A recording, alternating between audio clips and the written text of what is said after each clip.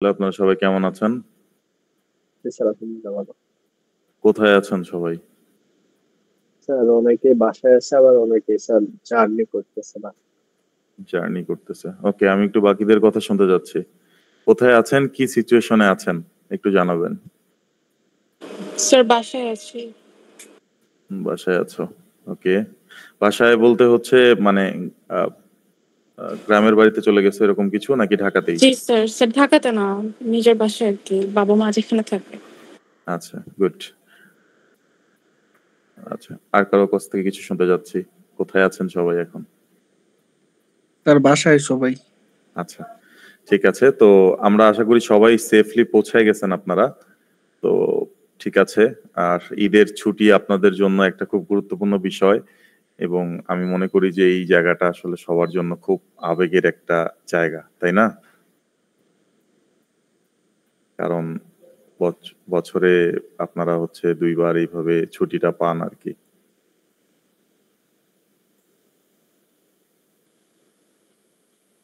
So, আমরা যে খুব বেশি পড়াশোনা করব তাও না, আপনাদের কাছে একটু শুনতে চাচ্ছি যে আমরা আসলে অনলাইন ক্লাসে আসলে কি করতে চাচ্ছি এবং আপনারা কি চান সেই ব্যাপারটা একটু জানতে চাই আমি। বলেন একটু, আমাকে একটু বলেন, তাইলে আমি ওইভাবে আগালে আই থিংক ভালো হবে।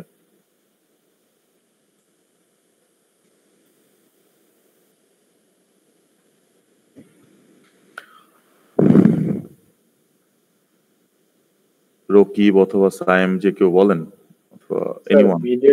মিডের সিলেবাসটা একটু জাস্ট মানে ফুললি কভার করে দিলে তাহলে হয়তো আমরা ভালো হতো, কারণ স্যার ঈদের পরে তো মিডের জন্য টাইম পাওয়া যাবে না, পাশাপাশি আমাদের মিড ডিফেন্স আছে। আচ্ছা, সো আপনাদের উইক 4 অব্দি, উইক 5 এর ফার্স্ট লেসন অব্দি অলরেডি আমি কভার করে ফেলেছি, আর 3টা লেসন আছে। সো আই থিংক মানে একদমই চিন্তার কোনো কারণ নেই, বুঝতে পারছেন? স্যার সো আশা করি আমাদের খুব মানে স্মুথ ওয়েতে আমরা সিলেবাসটা কমপ্লিট করতে পারবো, এবং এটাই আমার সব সময় প্রায়োরিটি থাকে যে পরীক্ষার আগে যেন আমাদের কোনো রকম প্রেশার এবং চাপ কাজ না করে, যে আমাদের পড়াশোনা নিয়ে আমাদের সিলেবাস বাকি আছে এই ধরনের কোনো কিছু যেন কাজ না করে। এই জন্য আমি সবসময় সিলেবাসের ব্যাপারে খুব সচেতন থাকি, এবং পরীক্ষার কিছু মানে 1 অথবা 1.5 উইক আগেই আমি এটা শেষ করে ফেলি আর কি। ঠিক আছে? তারা স্যার অ্যাসাইনমেন্টটা দিয়ে দিবেন স্যার, ওইটা বন্ধের মধ্যে দিয়ে দিলে ভালো হতো, তাহলে একটা শেষ হয়ে যেত আচ্ছা, টাস্ক। ঠিক আছে, তাহলে আমি এটা করে ফেলবো, এই অ্যাসাইনমেন্টটা আপনাদেরকে দিয়ে দিব, কারণ ফাইনালের আগে না হলে এই বিষয়টা নিয়ে খুব প্রেশার হয়ে যায় আপনাদেরকে, তাই না? অ্যাসাইনমেন্ট প্লাস প্রেজেন্টেশন দুইটা দিক প্রেশার হয়ে যায় আর কি। জি sir, assignment, presentation, quiz sir, সবকিছুই। বুঝতে পারছি। ঠিক আছে, আপনাদের তো কুইজ দেওয়া হয়েছে একটা? জি স্যার। আচ্ছা, ঠিক আছে, তাহলে আরেকটা কুইজ আমরা মিডের পরে নিয়ে নিব, মিডের আগেই নিয়ে নিব আর কি, সিলেবাসের উপরে। ওকে। সো আর যদি কারো কোনো কথা না থাকে তাহলে আমরা, যেহেতু অনলাইন ক্লাস, সবাই বাড়িতে আছেন, এবং কোরবানির ঈদ বিশেষ করে আমাদের ছেলেদের মধ্যে একটা আবেগের জায়গা কাজ করে। অনেক সময় আপনারা বিভিন্ন জায়গায় যাবেন, ঘোরাফেরা করবেন। তো সেই জায়গা থেকে আপনাদেরকে খুব বেশিক্ষণ যে আমি এখানে লেকচার প্রোভাইড করব এমনটাও না, এতে আপনাদের অনেক সময় খারাপ লাগা বা ওই ফিলটা আসতে পারে যে বাড়িতে আসছি বেড়াইতে, এখন তো পড়াশোনাটা হচ্ছে চাপ হয়ে যাচ্ছে। তো আমরা খুব, যে 2টা ক্লাস আমরা পাবো, আজকে এবং পরশুদিন একটা ক্লাস পাবো, তাই না? তো আমাদের ক্লাসটা যেন ফ্রুটফুল হয়, এবং আহ, আমরা যেন খুব দ্রুত শেষ করে ফেলতে পারি সেই বিষয়ে আমরা আর কি খেয়াল রাখবো। ঠিক আছে? কথা শুনতে পাচ্ছেন, এবং না শুনতে পারলে আমাকে জানাবেন অবশ্যই। জি স্যার, শোনা যাচ্ছে। ঠিক আছে। আচ্ছা, তো আপনারা সবাই দেখতে পাচ্ছেন কিনা আমাকে একটু বলবেন আর কি।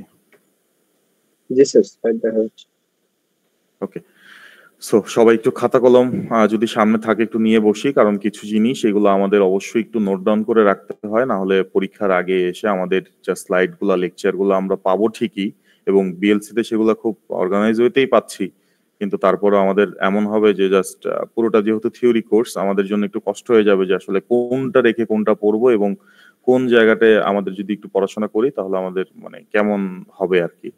পুরোটাই আপনাদের জন্য খুব মানে একটা প্রেশার কাজ করবে এতগুলা টপিক একসাথে পড়ার সময়। সো আমরা চেষ্টা করব বন্ধে আমাদের এই টপিকগুলো যেন একটু কভার আপ করে ফেলি এবং একটু সার্চ করে অথবা একটু বই থেকে আমরা কিছু রিয়েল লাইফ এক্সাম্পল দেখে ফেলি আর কি, সিনারিও বেসড।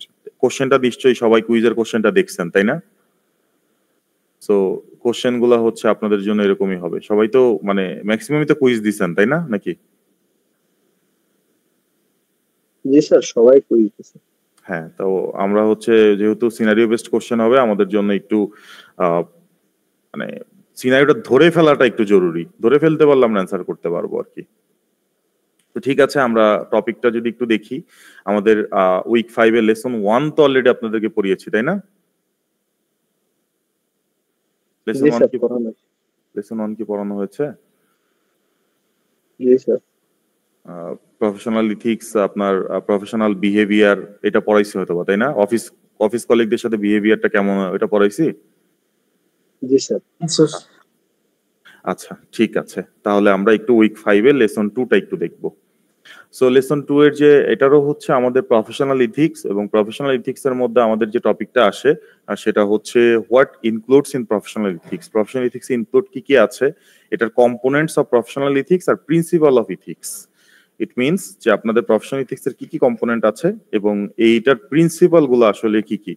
সো আমরা যখন পড়াশোনা করব, আপনারা যদি কোশ্চেন থাকে আমাকে জানাবেন, এবং ক্লাসটা যেন বোরিং না হয়, এবং আপনাদের এন্ড থেকে অবশ্যই আমাকে বলবেন, এবং আপনাদের কোনো রিয়েল লাইফ সিনারিও মনে পড়লে সেটা বলবেন, এক্সাম্পল মনে পড়লে সেটাও আমাকে জানাবেন। তাহলে আমাদের ক্লাসটা অনেক বেশি ইন্টারেক্টিভ হবে আর কি। সো আসেন, প্রফেশনাল ইথিক্স আমাদের লেসন 2 যদি আমরা চিন্তা করি, সেটা আমরা যদি এখন বলি যে প্রফেশনাল ইথিক্স এর মধ্যে ইনক্লুড আছে কি কি। সো আমাদের ফার্স্ট অফ অল যদি আমরা একটা এই বিষয়টা একটু দেখি, ব্রিফলি যদি একটু দেখি, professional ethics encompass a set of moral guidelines and standards. অর্থাৎ মোরাল গাইডলাইন্স থাকবে এবং standard that guide professionals in their work. তাদের মানে প্রফেশনালদের ওয়ার্কে মোরাল স্ট্যান্ডার্ড এবং গাইডলাইন্স যেটা থাকবে সেটা হচ্ছে সেট অফ বেঞ্চমার্ক থাকবে, এবং এখান থেকে তারা হচ্ছে তাদের প্রফেশনাল ওয়ার্কটা মানে ওই এনভায়রনমেন্টটা তারা ক্যারি করবে আর কি। সো সফটওয়্যার ইঞ্জিনিয়ারিং প্রফেশনে এটা আপনার রাইটিং ফাংশনাল কোড, এটা একটা প্রফেশনাল ইথিক্স এর পরে, but also about considering the broader impact of that code on users, clients and society. অর্থাৎ আপনি যদি একটা কোড লেখেন, সেটা হচ্ছে আপনার একটা প্রফেশনাল ইথিক্স, যে ফাংশনাল যে কোডটা লিখতেছেন। তো এই ফাংশনাল কোডটা লেখার সময় আপনি একটা জিনিস চিন্তা করবেন যে এই কোডটা যে আপনি লিখলেন, কোড বলতেই হচ্ছে আমরা বোঝাচ্ছি অ্যাজ এ সফটওয়্যার, মানে যে প্রোডাক্টটা আমরা তৈরি করব, সফটওয়্যার প্রোডাক্ট, অর্থাৎ যেটা আমাদের ইউজারের ওপর অথবা ক্লায়েন্টের ওপর অথবা সোসাইটির উপর কি ধরনের ইম্প্যাক্ট ফেলবে, সেটা হচ্ছে আমাদের একটা প্রফেশনাল ইথিক্স এর মধ্যে পড়ে। কারণ আমরা শুধুমাত্র একটা সফটওয়্যার তৈরি করব এবং সেই সফটওয়্যারটা আমাদের সোসাইটির জন্য ক্ষতিকর হবে, আমাদের ক্লায়েন্টস এর জন্য ক্ষতিকর হবে, অথবা আমাদের ইউজারের জন্য ক্ষতিকর হবে, সেটা অবশ্যই আমাদের সফটওয়্যার ইঞ্জিনিয়ার হিসেবে আমাদের কাম্য না। সো এই জন্য আমাদের খেয়াল রাখতে হবে যে আমরা যখন একটা জিনিস একটা প্রোডাক্ট লেভেলে যাব, একটা অ্যাজ এ সফটওয়্যার ইঞ্জিনিয়ার একটা মানে লিডারশিপে যাব, আমাদের কোনো কাজ দ্বারা যেন সোসাইটিতে কোনো ব্যাড ইম্প্যাক্ট না পড়ে, ক্লায়েন্ট এন্ডে কোনো ব্যাড ইম্প্যাক্ট না পড়ে, ইউজারের ক্ষেত্রে কোনো ব্যাড ইম্প্যাক্ট না পড়ে। বোঝা গেল? জি স্যার। ওকে, সো দেখেন এখানে একটা যদি আমি চিন্তা করি যে কি কি ইনক্লুড হইতে পারে প্রফেশনাল ইথিক্সে, মানে কি কি ইনক্লুড আপনি যদি চিন্তা করেন, প্রথম আপনি বলতে পারেন অনেস্টি এন্ড ইন্টিগ্রিটি। সব সময় এটা সব জায়গায় প্রয়োজন, আপনি যে কোনো ইথিক্স নিয়ে কাজ করবেন এটা সব সময় প্রয়োজন, অনেস্টি এবং ইন্টিগ্রিটি। সো আপনাকে অনেস্ট থাকতে হবে এবং আপনাকে স্বচ্ছ থাকতে হবে। মানে ইন্টিগ্রিটি বলতে আমি বোঝাচ্ছি, ধরেন ট্রান্সপারেন্ট, ফুল ট্রান্সপারেন্ট আপনাকে অলওয়েজ থাকতে হবে, আপনাকে সবসময় জবাবদিহিতার মধ্যে থাকতে হবে। অ্যাজ এ সফটওয়্যার ইঞ্জিনিয়ার আপনি মানে সবসময় ট্রুথ বলবেন, মানে সত্যি কথাটাই বলবেন। যে সফটওয়্যারটা আপনি যদি তৈরি করেন সেটা যদি মিসইউজ হয়, মানে মিসইউজ বলতে বোঝাচ্ছে যে আপনার যদি মনে হয় যে এই সফটওয়্যারটা কোনোভাবে কোনো একটা প্রবলেম হয়েছে আপনার কারণে, সেটা আপনি অবশ্যই সেই দায়ভারটা স্বীকার করবেন। এরপরে আপনি সবসময় ট্রান্সপারেন্ট থাকবেন, আপনার লিমিটেশন গুলা নিয়ে, আপনি ক্যাপাবিলিটিস নিয়ে ট্রান্সপারেন্ট থাকবেন। কখনোই আপনি ধরেন আপনি একটা কাজ করতে পারবেন না সময়ের মধ্যে, আপনি একটা কাজ সাপোর্ট ছাড়া, আপনি একটা কাজ হচ্ছে আপনার টিম মেম্বার ছাড়া, ধরেন আপনার টিমে মেম্বার আছে 5 জন, সো আপনি এই 5 জন মেম্বারকে নিয়ে আপনি 10 জনের একটা কাজ ওই সময়ের মধ্যে তুলতে পারবেন না। সো আপনার এই যে লিমিটেশন, আপনার এই যে ক্যাপাবিলিটিস, এইটা সব সময় আপনাকে মাথায় রাখতে হবে এবং এটা আপনার টিম লিড বলেন, আপনার সুপিরিয়র যারা থাকবে, আপনার মানে বস যারা থাকবে অথবা আপনার প্রজেক্ট ম্যানেজার যারা থাকবে তাদের সাথে সবসময় এই ব্যাপারগুলো নিয়ে ট্রান্সপারেন্ট থাকবেন। কখনো মানে একটা ফ্লেক্স নেওয়ার জন্য বলা যাবে না যে এটা আমি করে দিব, এটা শেষ নামায় দিব। কারণ আপনাকে বুঝতে হবে আপনার মানে প্রোডাক্ট কতটুকু, আপনার তার মধ্যে আপনার ক্যাপাসিটি আছে কতটুকু, আপনার ম্যান পাওয়ার আছে কতটুকু। আপনারা যখন সফটওয়্যার ইঞ্জিনিয়ারিং করছেন আপনারা এগুলো অনেক কিছু ক্যালকুলেশন করছেন। আপনারা কি মনে আছে আপনাদের যে ওখানে আমরা code wise man power calculation করা শিখছিলাম ইন্ট্রোডাকশন টু সফটওয়্যার ইঞ্জিনিয়ারিং এ? স্যার আমাদের তো আর কি ইন্ট্রোডাকশন টু সফটওয়্যার ইঞ্জিনিয়ারিং এই জিনিসটা পড়ানো হচ্ছে না। আমাদের আপনারা সময় স্যার না স্যার। আচ্ছা, তার মানে আপনারা এসি 113 পান নাই, তাই না? স্যার পাইছি, বাট মানে যে টপিকটার কথা বললেন এই টপিকটা স্যার আমাদের ওই সময় স্যার পড়ানো হয়নি। ওই সময় কি মানে ইন্ট্রোডাকশন সফটওয়্যার ইঞ্জিনিয়ারিং আপনারা কি পড়ছেন অ্যাকচুয়ালি তাহলে? বেসিক্যালি স্যার মডেল গুলা সম্পর্কে আমরা একটু আইডিয়া পেয়েছি, দেন স্যার মেইনলি স্যার মডেলই ছিল বুঝতে পারছি, ফার্স্টের মানে দিকে। আপনাদের এই যে ওয়াটারফল মডেল, তারপরে হচ্ছে আপনাদের স্পাইরাল মডেল, এইগুলা জানছেন এই তো? জি স্যার, অনেকগুলা মডেল আর কি এইসব বুঝতে সম্পর্কে, আর পারছি। স্যার ম্যাট্রিক্স এইসব সম্পর্কে একটা আইডিয়া আচ্ছা পেয়েছি। আচ্ছা, বাট এখন হচ্ছে আপনারা যদি একটু খেয়াল করেন এখন কন্টেন্ট অনেক চেঞ্জ আসছে, বুঝতে পারছেন? এখন রিয়েল তো লাইফ কিছু সিনারিও অ্যাড হচ্ছে আর কি। সো স্যার আমি আমাদের লাস্ট সময় সেমিস্টারে বুঝতে পারছি, আমি লাস্ট সেমিস্টারে যখন কন্ডাক্ট করেছিলাম তখন এই ধরনের ক্যালকুলেশন গুলো ওদেরকে শিখিয়েছিলাম এবং এগুলো যে ওদের জন্য কত ইম্পর্টেন্ট। ধরেন একটা প্রজেক্ট ওয়াইজ হচ্ছে তার ম্যান পাওয়ার ক্যালকুলেশন, একটা কোড মানে একটা প্রজেক্টের কত হাজার লাইন কোড হবে এবং সেই অনুযায়ী ম্যান পাওয়ার কেমন লাগবে, কোন জায়গায় ম্যান পাওয়ার কিরকম লাগবে, অ্যাজ এ প্রজেক্ট লিড আপনাকে সেগুলো ক্যালকুলেট করতে পারাটা জানাটা, মানে ওই বেসিক গুলো ওদের শিখেছিলাম এবং ফিউচারে ওরা আরো বেশি জানতে পারবে ওদের প্রজেক্ট করছে। বাট এখন হচ্ছে এই বিষয়গুলো অ্যাড হয়েছে, বুঝছেন? তো আপনারা যদি একটু মানে ইয়ে করেন তাহলে আপনারা এই বিষয়গুলো একটু জেনে নিতে পারেন নিজে থেকে, এটা আপনাদের জন্য জরুরি আর কি। ঠিক আছে?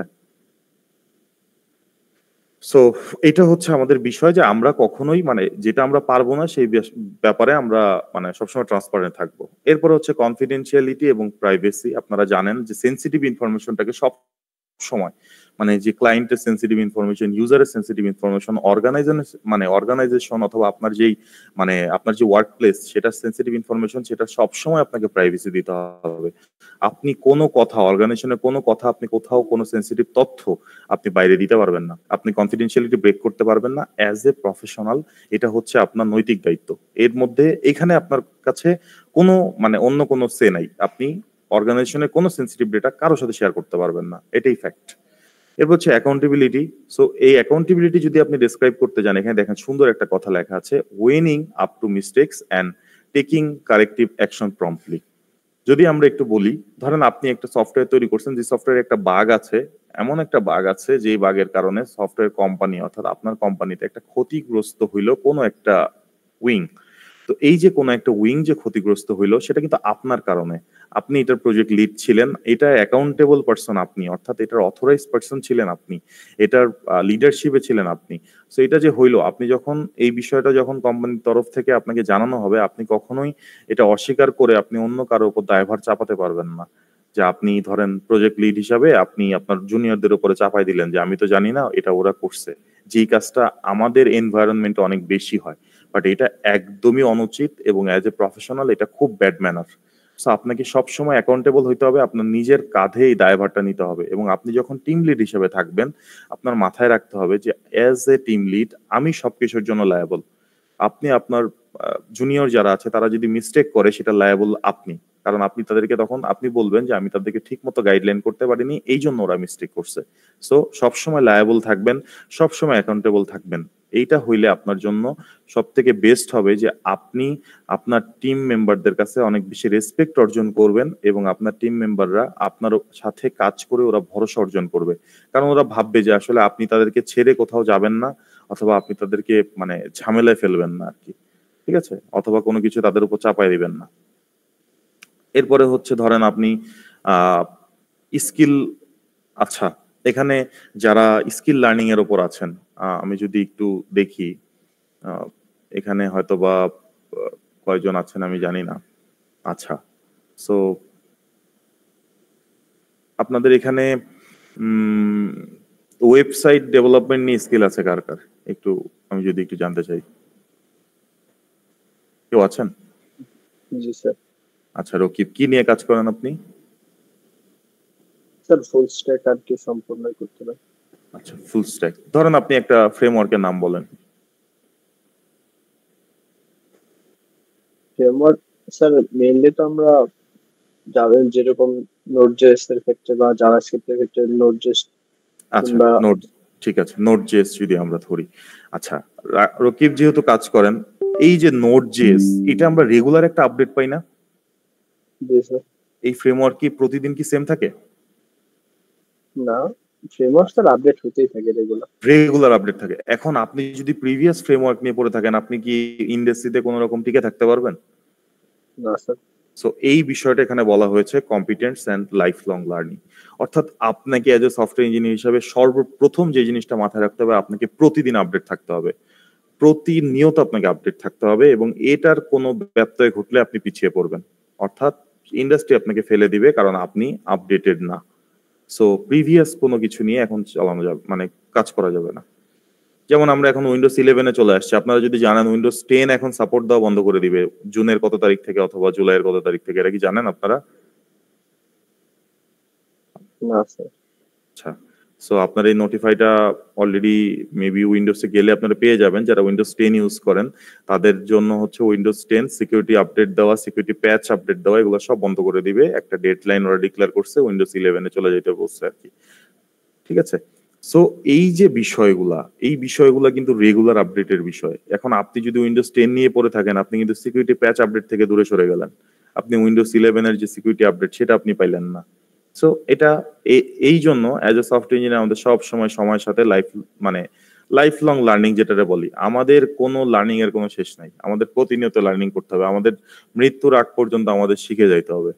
সো যদি আমরা এই প্রফেশনে থাকতে চাই, প্রত্যেকটা প্রফেশনই সেম।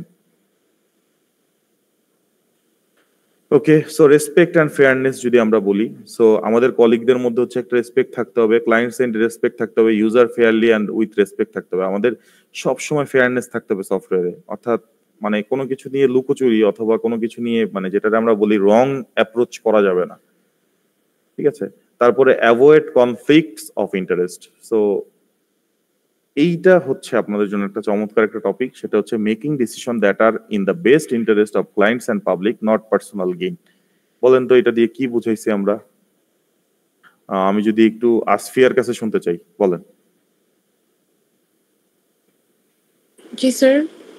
আমরা এই যে অ্যাভয়েডিং কনফ্লিক্টস অফ ইন্টারেস্ট, এটা দিয়ে আমরা কি বুঝাইলাম? এটা একটু ডেসক্রাইব করেন আমাকে আসফিয়া।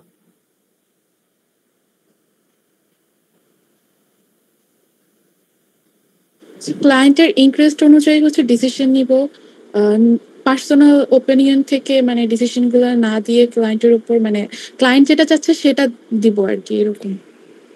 আচ্ছা, আমি যদি আপনাকে একটু বলি, সেটা হচ্ছে যে আপনি যখন একটা ধরেন কনফ্লিক্ট অফ ইন্টারেস্ট, অর্থাৎ ধরেন আপনার একটা জিনিসের ডিসিশনটা নেওয়া লাগবে, সো সেই ডিসিশনটা সবসময় যেন ক্লায়েন্ট সেন্ট্রিক, পাবলিক সেন্ট্রিক, আপনার ইউজার সেন্ট্রিক হয়। এটা যেন আপনার নিজের পার্সোনাল গেইন অথবা অ্যাচিভমেন্টের জন্য না হয়। কথা বুঝাইতে পারলাম? জি স্যার। সো এইটা হচ্ছে fact. As a software engineer আপনি সবসময় তাদেরকে বেস্ট প্লেজারটা দিবেন। সো ওই ক্লায়েন্ট এন্ডে বেস্ট হ্যাপিনেসটা আপনাকে দিতে হবে, তাদেরকে এনশিওর করতে হবে, নাইলে আপনার এই প্রোডাক্টটা মুখ থুবড়ে পড়বে, যেই প্রোডাক্ট আপনি ডেভেলপ করেন। ঠিক আছে, এরপর হচ্ছে attendance of code of conduct. এই যে গাইডলাইন গুলো আছে ACM IEEE অর্গানাইজেশন কোড গুলো, সেগুলো আমরা অবশ্যই মেনে চলবো। সো আমাদের এখানে আর কোনো কোশ্চেন আছে কারো? আমাদের প্রফেশনাল এথিক্স এর যে কি কি জিনিস ইনক্লুড থাকে এবং সেই ব্যাপারে কোনো কিছু জানার আছে কিনা?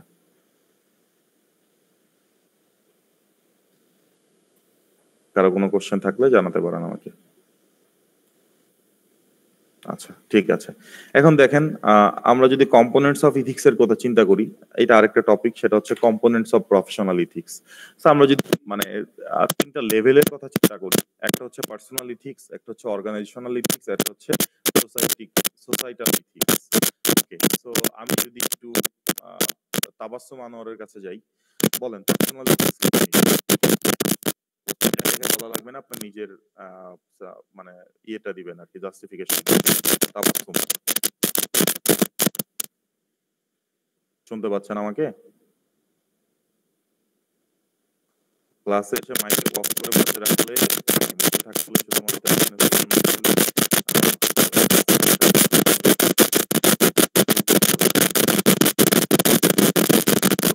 তো তামিম বিনতে বলেন। স্যার মাইকে প্রবলেম করতেছে মেবি। সবাই বলেন তো।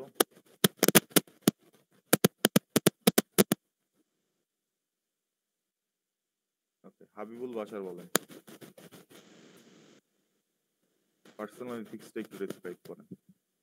স্যার আপনার কথা শোনা যাচ্ছে না, এটা কি আমার এন্ডে প্রবলেম কিনা বুঝতেছি না। স্যার কেমন যেন একটা গ্যার সাউন্ড করতেছে, সবাই ভাবতেছে হয়তো নেটের সমস্যা। না না স্যার, স্যারের এখান থেকে মেবি প্রবলেম হচ্ছে, আমিও জি পাচ্ছি স্যার, একদম জি কথা স্যার, শোনা আপনার যাচ্ছে না। মাইকটা স্যার হয়ে গেছে স্যার, একটু খুলে লাগালে ভালো হয়। আচ্ছা, আপনারা কি এখন শুনতে পাচ্ছেন? স্যার অনেক আস্তে। অনেক আসছে, তাই তো? আচ্ছা, বলেন তো এখন কি অবস্থা? এবার বেটার শোনা যাচ্ছে। আচ্ছা, এবার বেটার, বুঝতে পারছি। ওকে, তাহলে আমরা নুসরাত থেকেই শুরু করি। নুসরাত, একটু বলেন আমাকে পার্সোনাল এথিক্সটা নিয়ে একটু কথা বলেন। Sir personal ethics virtue ethics যেটা সেটার সিমিলার, মানে একজনের তার মানে পার্সোনাল যে ইথিক্সটা ব্যক্তিগত নৈতিকতা ওইটাই। আচ্ছা, তার মানে হচ্ছে এখন ব্যক্তিগত নৈতিকতার ক্ষেত্রেও তো কিছু একটা আপনি ডিফার আছে, তাই না? এখন আপনার ব্যক্তিগত নৈতিকতা যদি একটা রং জিনিস হয়, সেটা কি আপনি পার্সোনাল এথিক্স হিসেবে ধরে রাখতে পারবেন? না, আনলার্ন করতে হবে। আচ্ছা, আনলার্ন করতে হবে। Good, very good word. Because কারণ আপনার কাছে যেটা মনে হইতে পারে যে ধরেন আপনি অ্যাজ এ ধরেন কেউ একজন একটা রং কাজ করে, সেটা তো তার কাছে মনে হইতে পারে যে আমি এটা ঠিক কাজ করি, but at the end of the day সেটা তো পার্সোনাল ইথিক্স বা পার্সোনাল ফেয়ারনেস, তো সেটাকে আমরা কমপ্লাই করতে পারি না, তাই না? সো এটা হচ্ছে আমাদের একটা ফ্যাক্ট যে আমাদের পার্সোনাল এথিক্সটা অবশ্যই গুড ইথিক্স হতে হবে, এবং যেটা অবশ্যই মানে আপনাকে বেটার কিছু এনে দিবে। আচ্ছা, আমরা যদি একটু তাবাসসুম আনোয়ারের কাছে যাই, আহ, শুনতে পাচ্ছেন কিনা? আচ্ছা, অর্গানাইজেশনাল এথিক্স নিয়ে আমরা যদি একটু কথা বলি, আপনি একটু যদি বলতেন আমাকে।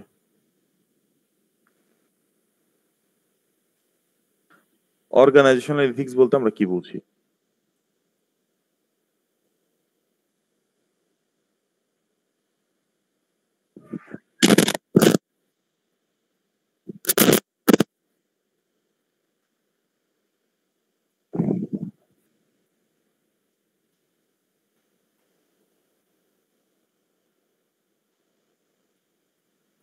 ওকে, তার মানে হচ্ছে আপনার অর্গানাইজেশন এন্ডে অবশ্যই আপনাকে মানে ইথিক্যাল ভ্যালুসটা প্রমোট করতে হবে আপনার ওয়ার্ক প্লেসে, তাই না?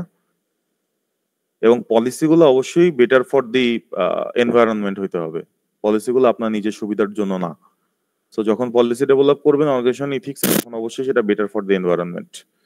ওকে, রকিব যদি আমাকে একটু সোসাইটাল ইথিক্স এর ব্যাপারে একটু বলেন, এবং এটা কেন ডিফার, যে এটা কেন ডিফারেন্ট পার্সোনাল ইথিক্স আর অর্গানাইজেশন ইথিক্স। অর্গানাইজেশন তো সোসাইটির মধ্যেই পড়ে, বাট তারপরে সোসাইটাল ইথিক্স নিয়ে আমরা কেন আলাদাভাবে কাজ করব?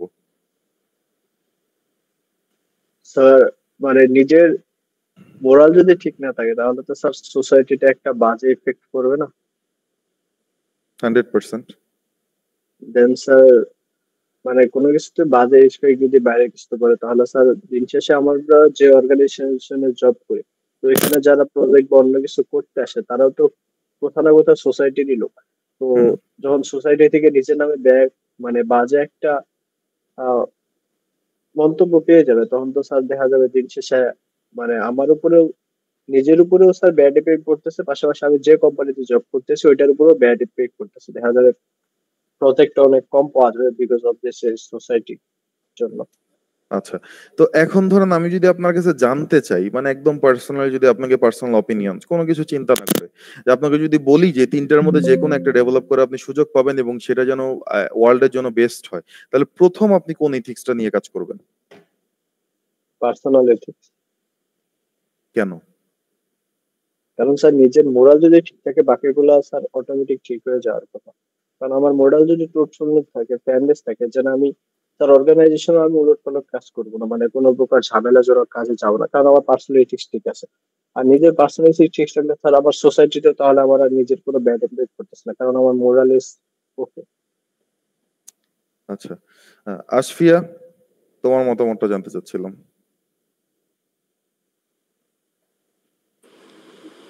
স্যার রকিব যেটা বলছে ওইটা মেবি ঠিক আছে। ডিফার করো, হ্যাঁ বলো আশফিয়া, যদি ডিফারেন্ট কোনো মতামত থাকে যে স্যার আমার মনে হয় এইটা আগে ডেভেলপ করা উচিত। তাবাসসুম আনোয়ার অথবা নুসরাত ফারজানা, যে তিনটার মধ্যে স্যার আমার মনে হয় এইটা প্রথমে ডেভেলপ করা উচিত ফর দি ওয়েলবিং।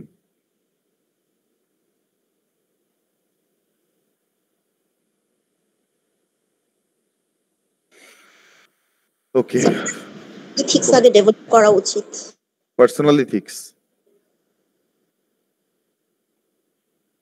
তার মানে আপনাদের মতামত সবারই পার্সোনাল ইথিক্সের দিকে যাচ্ছে।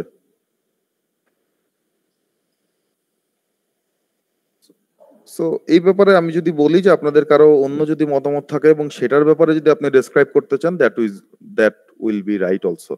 কারণ আপনার অ্যান্সার এবং আপনার মানে যেই অ্যান্সারটা হবে সেটার যেই আপনি কমপ্লাই করবেন যেটার সাথে, সেটা যেন ওইটার স্ট্রং একটা এভিডেন্স থাকে যে আপনি এই জন্য এটার জন্য বললেন আর কি। সো রকিবের দিক থেকে রফিক মানে অবশ্যই রাইট, কারণ ও যেটা বলছে যে পার্সোনাল ইথিক্স যদি ডেভেলপ না হয় সোসাইটিতে, তাহলে ও তো অর্গানাইজেশনে যেও ইথিক্স মানবে না, সোসাইটাল কোনো ইফেক্ট ওর উপর পড়বে না এবং ব্যাড ইম্প্যাক্ট পড়বে সোসাইটির উপরে। এটা হইতে পারে একটা গুড অ্যান্সার। ঠিক আছে, তাহলে আমরা একটু যদি আরেকটু নিচে যাই। সো এরপরে আমরা দেখি যে আরো কিছু প্রিন্সিপাল যদি আমরা দেখি, কোর প্রিন্সিপাল গুলো যদি দেখি, একটা হচ্ছে public interest. So public interest যখন আপনি চিন্তা করবেন যে সফটওয়্যার ইঞ্জিনিয়ার হিসেবে আপনাকে কি করতে হবে, prioritise the safety, health, welfare of the public over personal or employer interest.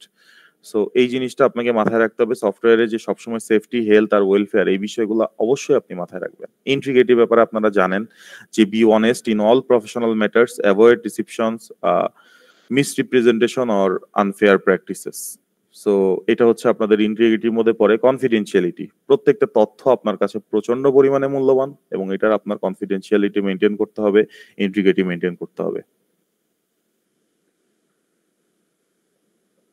আচ্ছা, এরপর হচ্ছে কম্পিটেন্স।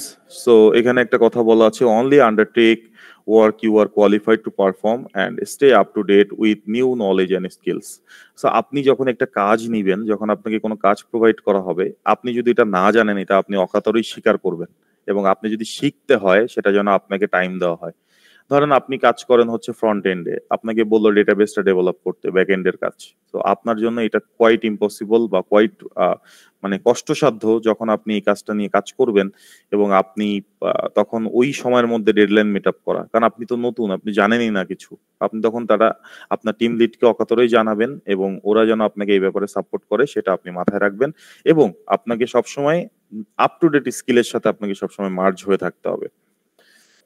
এরপরে ধরেন প্রফেশনাল রেসপন্সিবিলিটিস, এটা আমরা জানি যে take responsibilities for your work and ensure it meets high standard. যখন কোনো কাজ করবেন সেটা যেন সর্বোচ্চ লেভেলের সঠিক কাজ হয় এবং সেটা যেন সর্বোচ্চ মানে এই প্রিভিয়াসলি এই ধরনের কাজ এবং কপি পেস্ট কাজ থেকে সবসময় বিরত থাকবেন। কপি পেস্ট কোনো কাজ পৃথিবীতে আপনি দেখবেন যে খুব একটা মানে চূড়ান্ত সীমানায় পৌঁছাতে পারে না। সো প্রফেশনাল রেসপন্সিবিলিটিস হচ্ছে আপনি নিউ কিছু জেনারেট করার চেষ্টা করবেন, নতুন কোনো কিছু আনার চেষ্টা করবেন। আপনার কোডটা কপি হইতে পারে বাট আপনার ডিজাইনটা যেন সুন্দর হয় প্রিভিয়াস ওয়ান থেকে। এরপরে হচ্ছে avoiding harm. So design and implement software in ways that do not harm users or society.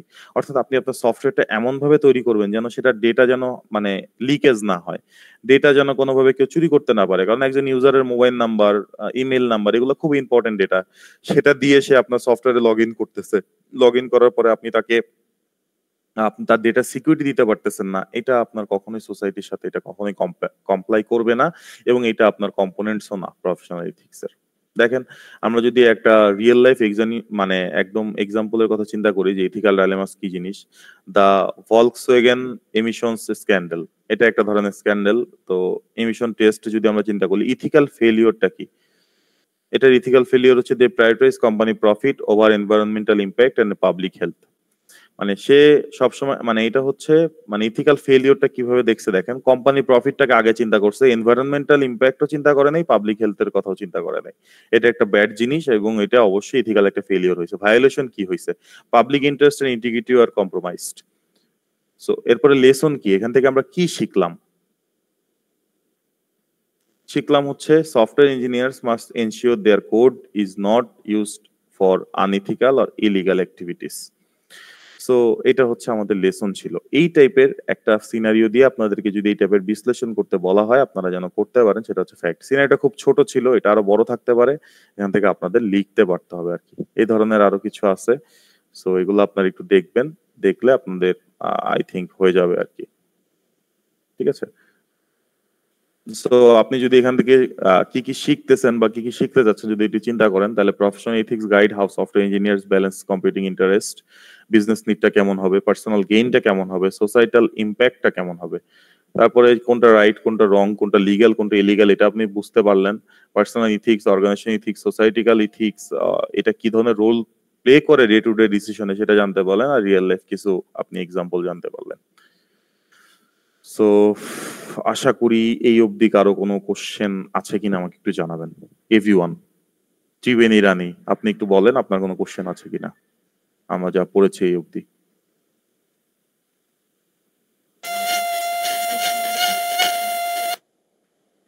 আচ্ছা, আই থিঙ্ক ওনার মাইকে প্রবলেম, সো আমরা একটু যদি কারো কাছে যাই, সেটা হচ্ছে আমানুল্লাহ আমান, শুনতে পাচ্ছেন আমাকে?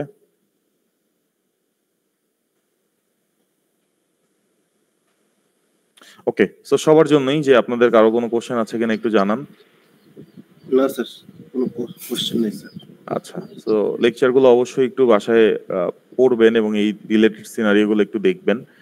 আর এরপরে হচ্ছে আমি কি আরেকটা টপিক শুরু করব না আজকে এই পর্যন্তই থাকবে? স্যার আজকে এ পর্যন্তই থাক। সবাই কি একমত এই ব্যাপারে? আচ্ছা, ঠিক আছে। সো আশা করি ক্লাসগুলো বোরিং হবে না এবং আপনাদের সবার ইন্টারেকশনটা জরুরি। আজকে যারা কথা বলেন নাই এবং কেন বলেন নাই সেটা জানি না, যদি মাইকের প্রবলেম থাকে ঠিক করে নেবেন, কারণ আমার ক্লাসে অবশ্যই অনলাইন ক্লাস মানে লেসনটা যেন টু ওয়ে হয়, ওয়ান ওয়ে যেন না হয়। আমি শুধু একা একা বলে যাব আপনারা শুনে যাবেন, সেটা অবশ্যই আমি প্রিফার করব না। ঠিক আছে, সো আমি এই পর্যন্তই আজকে শেষ করি। আপনাদের অ্যাটেন্ডেন্সটা একটু দিয়ে দিই আমি।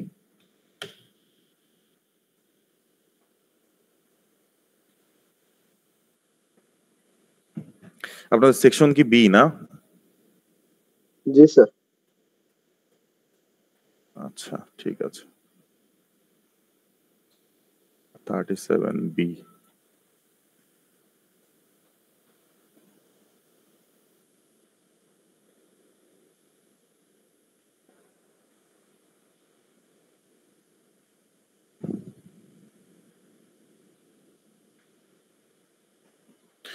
আমার স্ক্রিনটা দেখতে পাচ্ছেন, আপনাদের অ্যাটেন্ডেন্সটা দেখতে পাচ্ছেন maybe. So 1005, Yes, sir. 1009, Present, sir. 1020, 1050, 1055, Yes, sir. 1061, okay, 1064, Present, sir. 1066, Yes, sir. 1070,